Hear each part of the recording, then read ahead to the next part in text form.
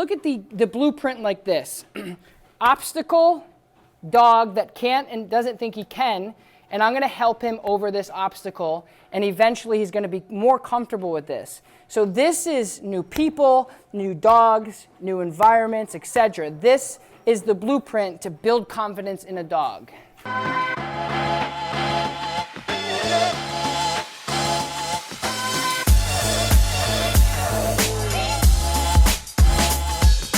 Hello everybody and welcome back to the coolest dog training channel right here on YouTube. I'm Tom Davis, America's Canine Educator. Today, many of you guys have seen me work with aggression cases and fearful aggression cases and stuff like that.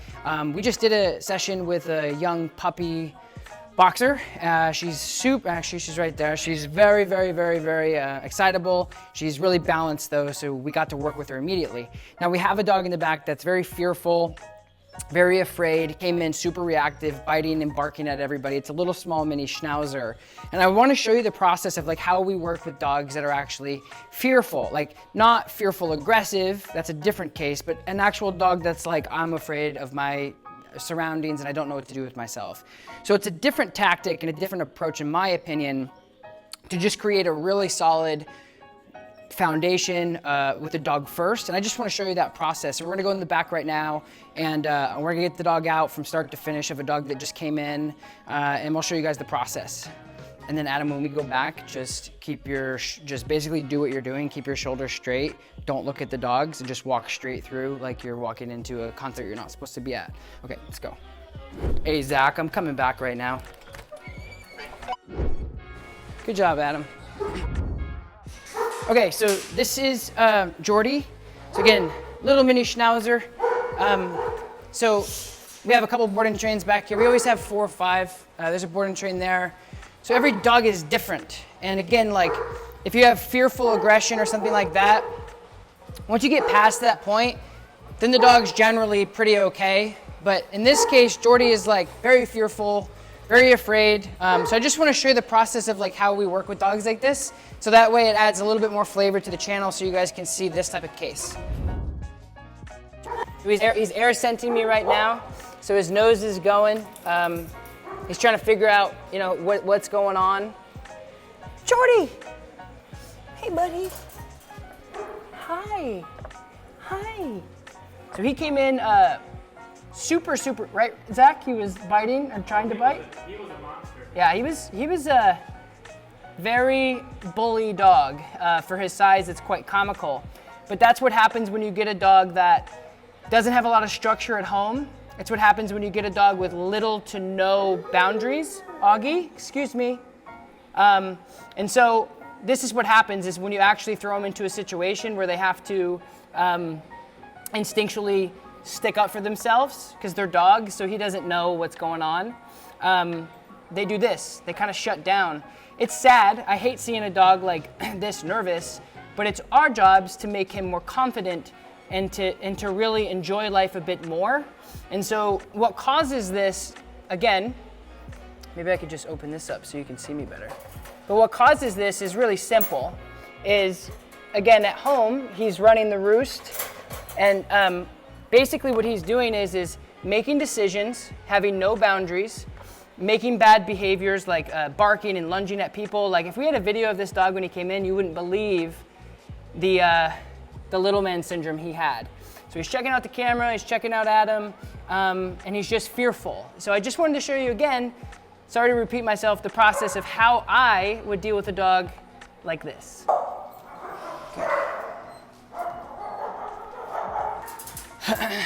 Jordy, come on, bud. Good boy. Yay, good boy.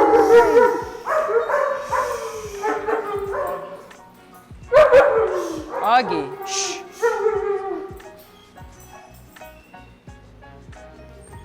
So lots of positive reinforcement. Good boy. He's more nervous about the dogs than anything at this point because they're getting overstimulated and excited. Let's go! Forcing a dog, like if I were to force him out of the crate or force him along, it doesn't help him behaviorally or mentally get over the problem. It's much like picking somebody up that's upset and just moving them to the other side of the room. They're still upset. What you want to do is talk them through the process. So lots of positive reinforcement over this. Right now, the positive reinforcement is coming from verbal praise. Good boy, buddy. Good job. Come on, Jordy. Good. So again, him just figuring things out. So these are things I'm allowing him to do because he's not obedience training, right? So our training for him is all behavioral. So we have to make him a more confident dog. And by compressing and putting a lot of pressure on him to do things that he naturally wants to do is not gonna help him get more confident. I want him to sniff around. I want him to sniff new places. I want him to look at new people in a positive way. Right, buddy? Jordy, right, buddy? So I'm just not giving him a lot of pressure because again, this is the difference between taking in a dog that has a lot of real fear and a lot of real anxiety versus a dog that's really balanced that you can just get right to work with like we did in last session with Julie the boxer. Jordy, come on, bud. So right now we find this pretty common actually. When you get an insecure dog like this that gets dropped off for a board and train, they're just trying to hop in a car. That's all they're doing. So I have to convince him, come on, Jordy.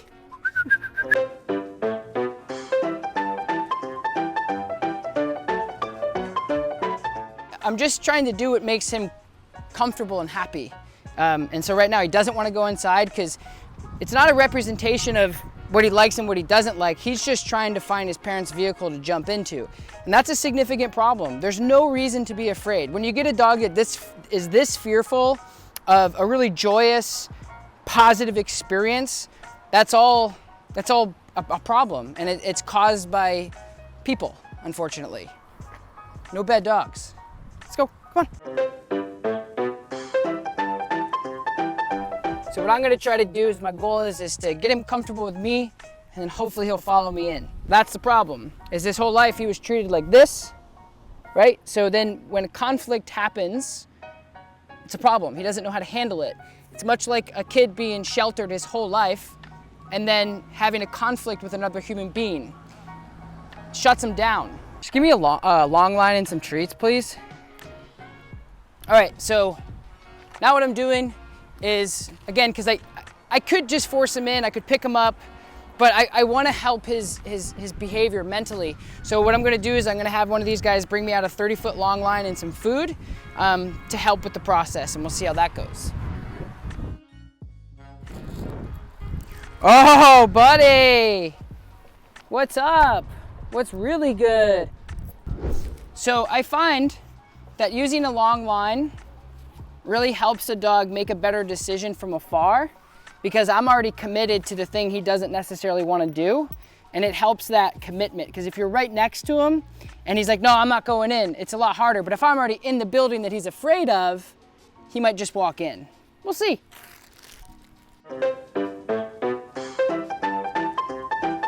So if anybody has any questions on this type of behavior, I'll see you guys in the comments. Just leave your comments below, and don't forget to like this video now that we're halfway through it. And I always try to answer everyone's questions about this type of behavior. So if you're watching this for the first time and you have dog training questions, leave them in the comments below, drop them right now, and I'll be sure to answer them within 24 hours. Or even obedience. It just takes time to get that outcome that you want. And sometimes it's best to go at the dog's pace, but then also times of okay, he's never gonna do it, we have to basically move it along. So we're gonna try to continue to go at his pace. Now what I wanna do is first get my glasses, because it's sunny out. This is a true micro prong collar. So again, if he can get over this on his own, it's gonna be a really big win for him. And I could pick him up and I could just drag him in, but I don't wanna do that. So I find that the prong collar in this situation really helps, because right now I'm pulling. If you look back at the video, I'm pulling and he's just sitting there. So two things is he's not getting any punishment for saying, no, I don't want to. But also it's not really safe for me to keep yanking on his neck with the flat collar. Now this prong collar is going to be a safer bet in this situation. My end goal if possible, in this session, is to have him make that decision to say, okay, fine, I'll do it. If not, we're gonna pick him up, we're gonna go in, and we're gonna continue the session. But if I can get over this little goal, I think it'll make a big difference in the macro, the bigger picture. I'm just gonna put this little prong on. We'll see how he responds to this.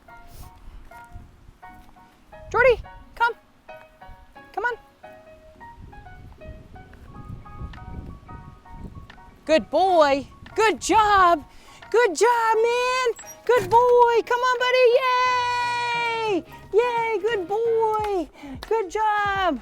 Come on, come on. Good, good, good. That was really good. So, come on, Jordy. Come on, Jordy. Good boy. Good boy. Yay. Good. So, awesome stuff right there. So if anybody out there doesn't agree with prong collars, that's fine. If you don't know what they are, that's also fine. If you disapprove of them ever being used in training, you're part of the problem. You're part of the problem why dogs are getting euthanized. Trainers are being negligent on their training style. They're not, so right there I switched up multiple different tools to help him make that decision. And that was a beautiful, beautiful transition for him to go, it didn't hurt him. He didn't cry. He didn't make any noise. It was no real pain to him at all. The prong collar they're not painful at all. They just help you distribute that pressure. And what it did there is life-changing for this dog. So that was the proper way to use a prong collar on a dog to help it's a tool. It's a tool, you guys. That's all it is. If I wanted to take apart this building, I could do it with my hands, or I could use tools. If I wanted to go to California, I could walk, or I could take a plane. There's so many different things to make our lives easier. And in this case, life-changing for this little dog. Now, could I have spent the next 2 weeks trying to get him in? Sure. But every single time I ask him to come in and he says no, he wins, unfortunately. So there, I just switched up my tools. I was universal. I was versatile. I'm a balanced dog trainer. I don't believe that ignoring bad behavior and ignoring things if they don't work is gonna get the job done. Right there was a perfect example for you guys to see how that can make a difference in a dog's life. Yeah. Bucks, wouldn't move. Put the prong on with the long line, whoop, ran in. All right, guys, so quick little coffee, and we're gonna get back to work. So that was beautiful. I'm really, really happy with that progression. Now what I'm gonna do is I'm gonna just do little basic things. There's a little distraction. There's always something going on here. We got a dog on a treadmill over here. You got a puppy, Adam, if you could get that little puppy like chewing on the wire, just being weird. And then, so we got always a lot going on. So it's gonna be good environmental growth for him. So I'm gonna put the little micro back on because it's life-changing for this dog. And I'm just gonna give him some love, give him lots of kisses, that's my good boy. And really just make him comfortable, make him feel, you know, I'm his buddy. Because that's all I want to be right now is I want to gain his trust. And so that's what I'm doing. So now what I'm going to do is I'm going to just walk him around and do basic leash pressure. So much like you've seen me do this before with what I call a tune-up, I'm going to get him used to the leash pressure, get him used to comfortably working with me, used to the equipment that we're using, used to the leash in general. Because again, this dog came in completely out of control. And right now he's kind of shelter shocked because he's never been around this many people he doesn't know. Certainly has never been around this many dogs. Definitely has never had a camera in his face. And so all of this is new, but there's a really good growth there because you don't want to overexpose a dog like this that's fearful with things that are a bit unnatural and unfair, which means I don't suggest, and I certainly wouldn't expect him to be good with the German Shepherd in his face barking. I certainly wouldn't expect him to sit down, stay, and heel right now. I certainly wouldn't expect him to do all these really big things. So when you're working with a real fearful dog, you really have to just take it slow and realize that the world is scary to them, and you have to help them come out of their shell and help them truly know that the world is not that scary. Then you can get the training. Right, buddy? Here's my buddy. Here's my buddy. And so he's checking me out, and I hope he doesn't take my eyeball away from me. Nope, he can just give me kisses. You never know. You never know. Especially with these smaller dogs. They're savages. So lots of positive reinforcement Good heel. Good heel, big man. Good heel. Good heel. Good heel. Good. We're gonna ask for a sit, see what happens. Jordy, sit. Oh, good boy. Yes, good boy. Good job. Now what I'm doing, guys, so you know, is I'm asking him to do something very simple but yet structured. So I don't want you to pull, I don't want you to fall behind, I don't want you to buck. He's learning how to take direction for the first time in his life.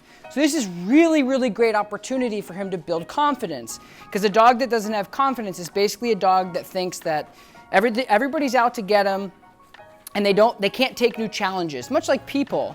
It's the boogeyman that's under the bed. Once you prove to them with a flashlight that the boogeyman doesn't exist, their confidence is going to become a lot better. Come, yay, good boy, good man, good man, good job, buddy, good job. We're going to try another sit. Indy, geez, Indy. Jordy, sit. Yes, no pressure at all. That's important when you're using tools, guys. This is a potential corrective tool. A lot of people have the habit, sorry, I couldn't talk, the habit of correcting at the same time you ask. So there's an important thing that I just did. A lot of times when people use tools, even harnesses, they go sit and they give a correction or a punishment as they're asking. So that's not really fair for the dog. So what you want to do is, Jordy, sit. Yay, good sit, buddy. Good job. So that's positive reinforcement over something very, very easy to build that confidence so him and I can have a nicer workability. But notice I didn't touch him with the leash at all. I asked him to sit, he did it. I praised him like crazy. Very good. So the next thing we're gonna do is another really easy thing that you guys can do to build confidence in any dog. It's a very simple exercise that you can do with pretty much anything at home. And in this case, I'm gonna use this. It's just a bed. So the first thing I'm gonna do is, because it's gonna be, I'm assuming he's gonna be afraid of it. So again, I'm taking something that he shouldn't be afraid of, that has never hurt him, he has no reason to be afraid of it or scared of it, and I'm gonna help him get over the process of, I can't do it, it's gonna eat me, and I'm gonna just walk him through that process to build that confidence that he so desperately needs. So this is gonna be a place command. Jordy, place. Right there. So you see, he goes, nope, definitely not, cannot do that, cannot go in this stupid place. And I'm gonna help him through this process. So there's an obstacle so look at the blueprint like this. Obstacle, dog that can't and doesn't think he can, and I'm gonna help him over this obstacle, and eventually he's gonna be more comfortable with this. So this is new people, new dogs, new environments, etc. This is the blueprint to build confidence in a dog. Good boy, Jordy. Come on, buddy. Come on, buddy. Yes, good boy. Good man. And then, you give the Academy Award applause for him, because before he was like, nope, not doing it. And then that time I walked over with him. Much better. Come on, Jordy. Yes, yes, yes. Good boy. Good job, buddy. Oh, thank you for the kisses. Just a good boy. Okay, now, step 2. Simply flipping this over to its natural state, if you will. And I'm going to get him to jump on there. Again, he's probably going to put on the brakes because it's a new picture. And our goal is to say, hey, buddy, if you get up there, it's okay. And that's building confidence. Do, do, do, do, do, do, do, do, do, do, do. Come on, Jordy. Yes, good boy. There's my big man. Yay. And the crowd goes wild for Jordy. Woohoo. Good boy. Good job, buddy. Well done. So again, we took something that he was afraid of and we helped him. No, man, you don't have to be afraid of that. It's fine. And again, this is the micro. The macro, the bigger picture, is in his head. He's gonna know that he can now get over things that he's potentially afraid of or fearful of. And that's the point of building confidence in a dog. Come on, buddy, let's go.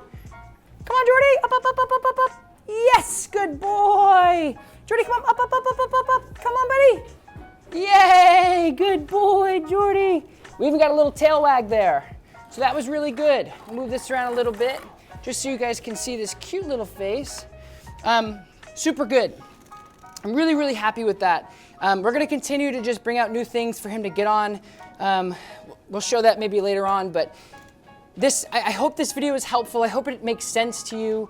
I hope you enjoyed it. If you did, to support our channel, you can consider subscribing to my channel, turn on your notification bell, and you guys won't miss anything that I post.